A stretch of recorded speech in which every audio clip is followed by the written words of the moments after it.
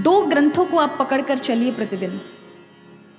अगर जीवन में चाहते हैं कुछ हो हमारे जीवन में, तुम्हारे कार्य सफल हो, तुम जो मेहनत करो वो उन्नति प्रदान करे, प्रगति प्रदान करे, तो ये 5 पाठों में से एक पाठ अपने जीवन में अपना लो प्रतिदिन, और 6 महीना लग के करो, इसे छोड़ना नहीं जीवन भर।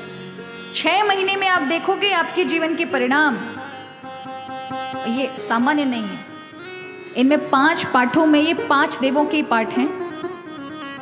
पंच जो हमारे उपासना है, गणपति, शिव, भगवान विष्णु, दुर्गा और सूर्य, ये पंचदेव हैं। हर हिंदू को अपने घर में इनकी सेवा पूजा करनी चाहिए। कभी कभी साल में कोई त्योहार पड़े तो, जैसे हम वैष्णव हैं, हमारे राधा कृष्ण की सेवा है, तो ऐसा नहीं कि बाकी देवी देवताओं का निरादर है, नहीं। जब अनुष्ठान होता है तो गणेश जी की पूजा होती है, माँ दुर्गा की नवरात्रि आती है तो उसमें भी हम खूब भजन करते हैं, शिवरात्रि आती है, श्रावण आते तो शिव जी का भजन करते हैं।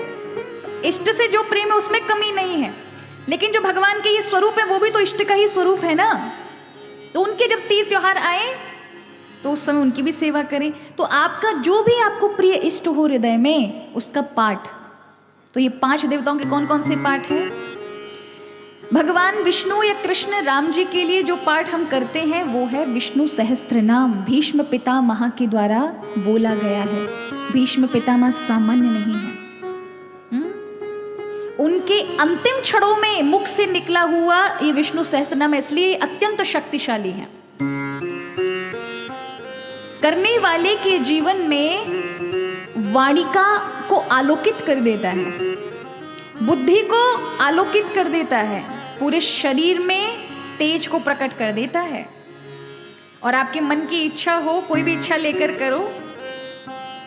मैं तो ये कहूंगी कि संसार की इच्छा मत रखना, पर फिर भी अगर आप कोई बाधा और विपत्ति में हैं, कष्टकारी उसमें है, तो अवश्य इस पाठ का सहारा लेना।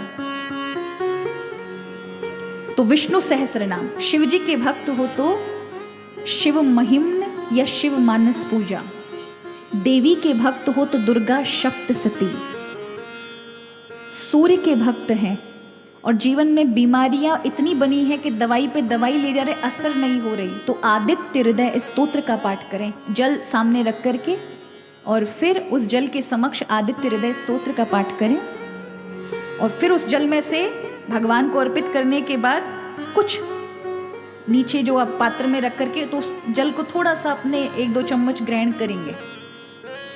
तो जैसी भी बीमारी हो, आंखों में कम दिखाई पड़ता हो, आंखों की बीमारी हो, चर्म रोग हो, या कहीं से कैसे भी भयानक से भयानक बीमारी हो जो डॉक्टरों से भी ठीक नहीं हो रही हो, आप अपनी दवाइयों के साथ आदित्य हृदय स्तोत्र का पाठ करना चालू करो। सूर्य के समक्ष करना है, तो आप देखेंगे आपके जीवन में दवाइयां भी लग रही हैं और आप स्वस्थ हो गए। ये सभी जागृत पाठ हैं। और अंत में है गणेश जी के लिए, जीवन में हर कार्य में विघ्न बाधाएं आती हैं, कष्ट होता है, कार्य बन नहीं रहे हैं, तो गणेश अथर्वशीष का पाठ 6 महीने तक प्रतिदिन करो, घी का दीपक जलाकर गणपति के समक्ष।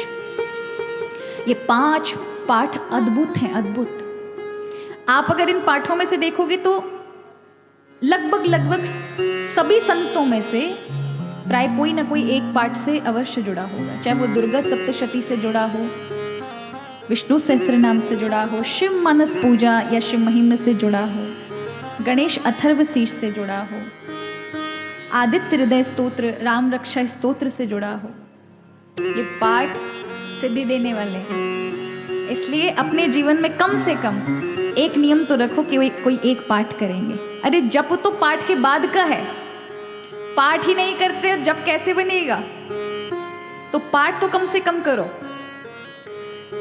और उसके बाद है गीता जी का अध्ययन करो। अगर आप विष्णु सहस्त्र नाम का अगर पाठ करते हैं प्रतिदिन, उसके तुरंत बाद गीता जी का पढ़ो, भले एक श्लोक पढ़ो प्रतिदिन, जान के पढ़ो। उसे 2 साल लगेंगे गीता जी को सीखने में, पर तुम्हारे हृदय में उतर जाएगी, तुम्हें समझ आएगा। और जब एक श्लोक को पढ़ो तो उसी श्लोक पे अच्छे अच्छे संतों को सुनो, किसी संत ने क्या बताया है, हर अरे गहरे को नहीं सुनना है। जो प्रामाणिकता से हमें गीता जी का ज्ञान देते हैं, उन अच्छे अच्छे संतों को श्रवण करो। उसी एक श्लोक का अर्थ वो सब क्या बताते हैं, धीरे धीरे गीता जी आपके हृदय में उतर जाएंगे और आचरण में हो जाएंगे। अभी शास्त्र सुनने पड़ रहे हैं, बात तो तब बने ये शास्त्र आपके जीवन में उतरते हुए दिखाई पड़े। ये शास्त्र चलने चाहिए जीवन में। कैसे चलने चाहिए? चलते फिरते ही आपका जीवन ही लोगों के लिए प्रेरणा का काम करे। अभी तो पढ़ना पड़ रहा है और एक समय आएगा कि आपके जीवन से लोग सीखेंगे। वो सबसे बड़ी शिक्षा होती है। कितने महात्मा हैं जिनके जीवन से लोग सीखते हैं। हम बैठकर सीख रहे हैं, वहां संतों का जीवन बताता है। उनका पूरा जीवन भागवत का होता है, पूरा जीवन भगवत गीता का होता है, शास्त्रों का होता है, वेद में होता है। उनके प्रत्येक आचरण में भगवत भक्ति छुपी होती है।